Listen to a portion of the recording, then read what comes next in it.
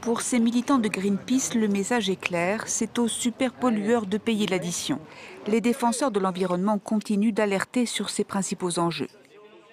Première mission, évaluer pour la première fois les progrès réalisés pour atteindre l'objectif fixé par l'accord de Paris de 2015. L'accord exige des pays signataires qu'ils maintiennent bien en dessous de 2 degrés l'augmentation de la température. Or, l'ONU a récemment indiqué que la trajectoire actuelle était de 2,9 degrés. La COP28 doit donc engager les pays à accélérer les efforts urgemment. Deuxième grand défi, réduire les émissions de gaz à effet de serre.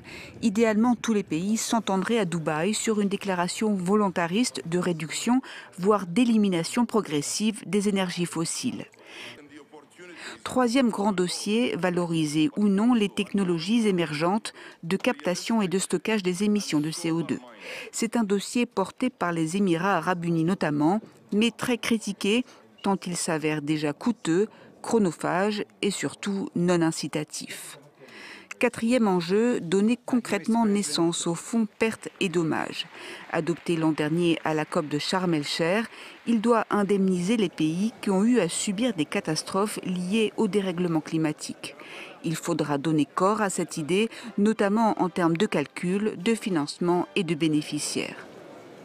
La COP28 est annoncée comme la plus grande COP jamais réunie avec 70 000 participants, parmi lesquels un grand nombre de lobbyistes.